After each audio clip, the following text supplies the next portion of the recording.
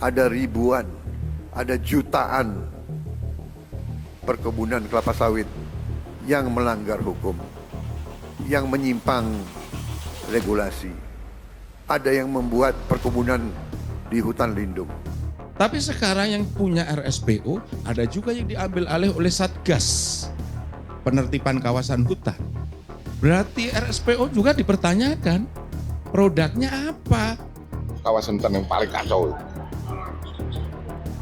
Wali data hutan mengatakan kawasan hutan itu ini, oke, tunjukkan batas-batasmu itu ya, dengan patok yang ada koordinatnya, kapan melakukan tata batasnya. Dan kalau itu nggak ada, itu platformnya itu bukan.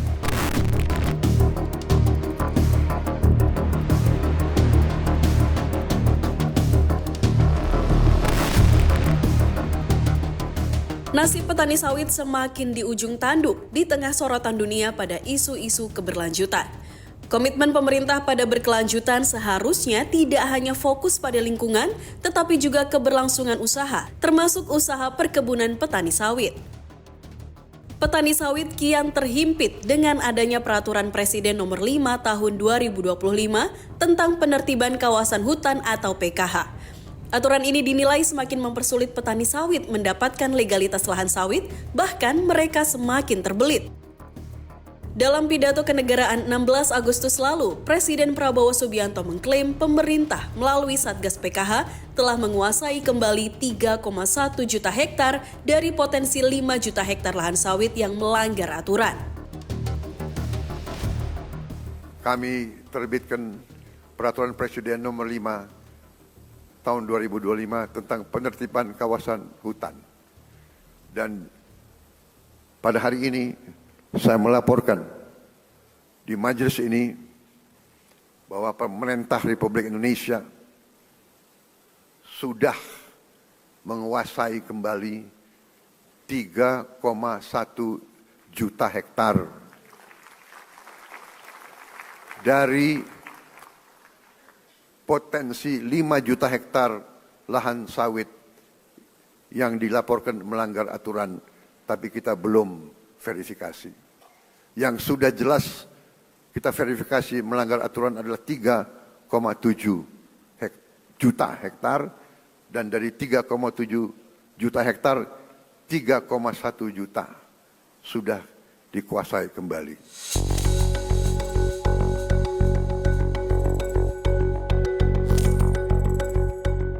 Asosiasi Petani Kelapa Sawit Perusahaan Inti Rakyat Aspekpir mengungkapkan lebih dari 24.000 hektar kebun sawit plasma milik petani anggotanya masuk dalam kawasan hutan.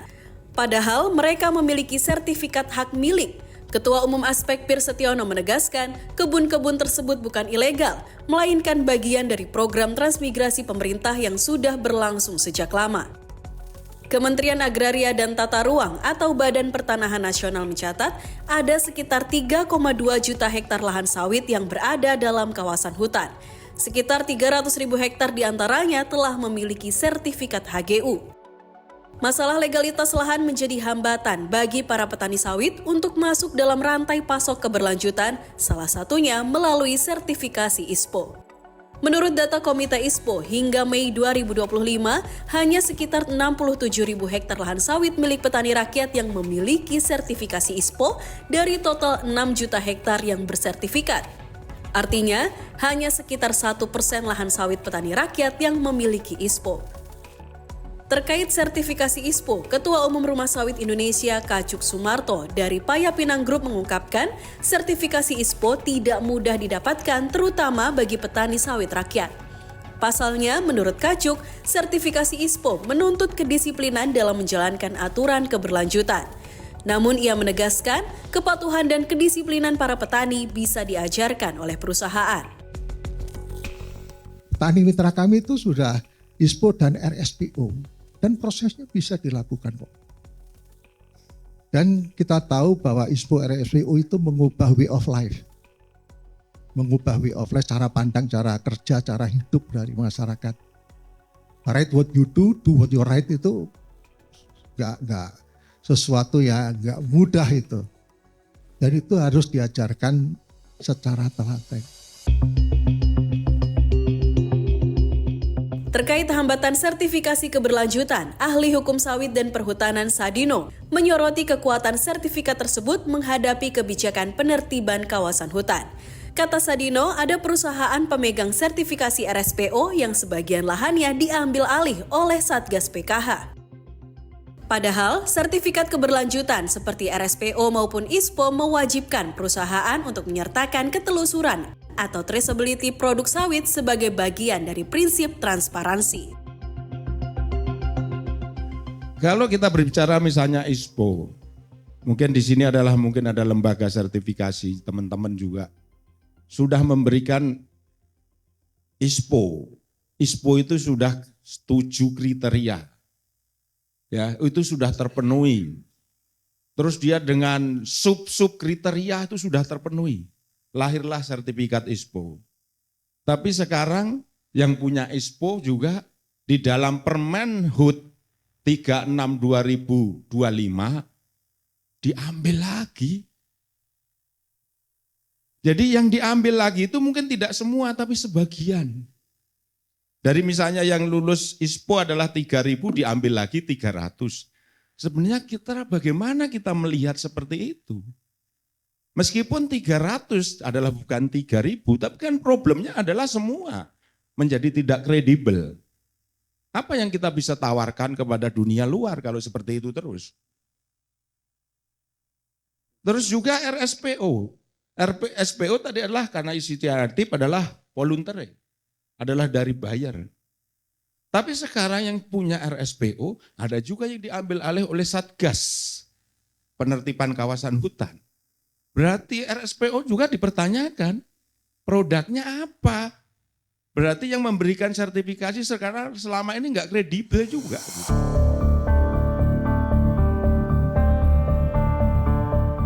Menurut Sadino, kondisi ini terjadi karena adanya tumpang tindih data dan regulasi dari sejumlah kementerian. Untuk mengurangi konflik ini, Institut Pertanian Bogor melalui 4C IPB menginisiasi pengembangan platform multi komoditas strategis atau PMKS yang dapat mengintegrasikan dan mengharmonisasikan data, peta, dan regulasi. Tidak hanya sawit, nantinya PMKS akan mencakup 28 komoditas strategi nasional. Ketua 4C IPB Sudarsono Sudomo mengungkapkan, platform ini akan membantu para petani sawit rakyat yang kesulitan mendapatkan sertifikasi ISPO, yakni melalui pendekatan yurisdiksi berkelanjutan atau Sustainable Jurisdiction Approach. Sudarsono menjelaskan, dengan pendekatan ini, kinerja keberlanjutan dievaluasi berdasarkan kebijakan, praktik, dan capaian agregat dalam suatu wilayah administratif, bukan pada entitas usaha atau petani perorangan. Sudarsono juga menegaskan keberadaan platform ini tidak serta-merta meniadakan proses sertifikasi ISPO atau platform lain yang dikelola kementerian lembaga. PMKS menurut Sudarsono justru akan mengintegrasikan dan mengharmonisasikannya agar bisa menjadi sumber data nasional dan menjadi rujukan pembangunan nasional.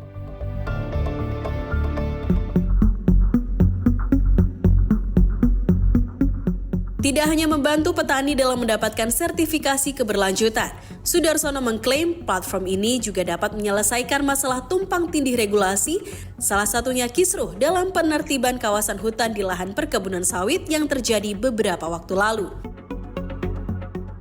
Iya, ini kan datanya ada data dari ini, wali datanya kan gitu, ngumpul nih, gitu kan. Jadi harus didasarkan pada bukti, oke? Bukti dan ikuti aturan. Jadi misalnya yang paling gampang itu kawasan hutan yang paling kacau.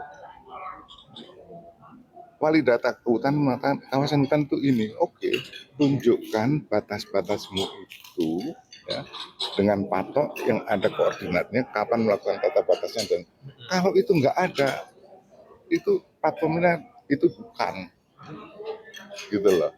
Nah, ini kan masing-masing beda Pak Apanya? datanya. Dari Big Data Loh, beda, ada ntar dulu, betulkah beda? Atau klaimnya yang beda-beda, tapi realitanya beda enggak? Nah kami itu platform ini, mari kita ikutin aturan. Ya. Kepala Pusat Studi Sawit IPB, Budi Mulyanto, mengapresiasi pengembangan platform ini. Namun ia mendorong agar ada landasan hukum yang dapat melindungi penggunaan platform tersebut.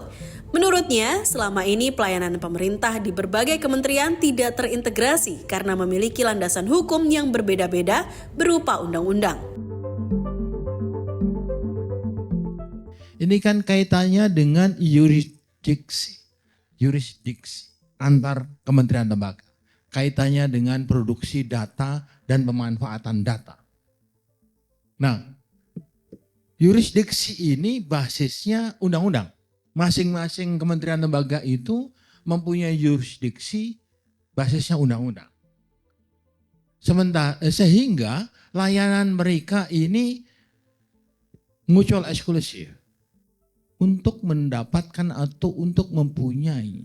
Sistemnya sangat gampang dibuat, saya katakan gampang, tapi pelembagaannya ini yang saya kira penting. Adakah keputusan presiden? Adakah PP kuat menghadapi undang-undang? Pemerintah melalui Kementerian Perencanaan Pembangunan Nasional Bappenas menyatakan akan mendukung penuh pengembangan PMKS. Perencana ahli utama Bappenas Hedi M. Idris mengaku telah mempelajari platform tersebut. Menurutnya, platform ini memungkinkan pemantauan setiap tahap produksi, perdagangan, hingga ekspor secara real-time sehingga menjamin kepastian hukum dan integritas data.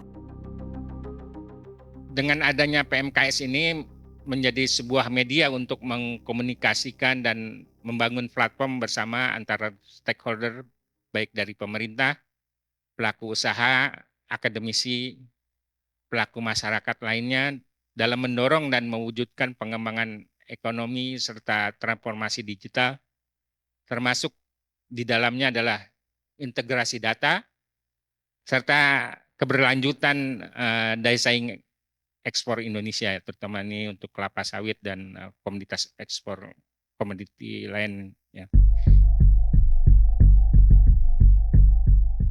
Dengan adanya PMKS, Hedi berharap industri sawit Indonesia tidak hanya unggul dari sisi produksi, tetapi juga dari sisi tata kelola, teknologi, dan daya saing global. Forci IPB menyatakan akan membawa platform PMKS di bawah kendali Presiden berupa peraturan Presiden.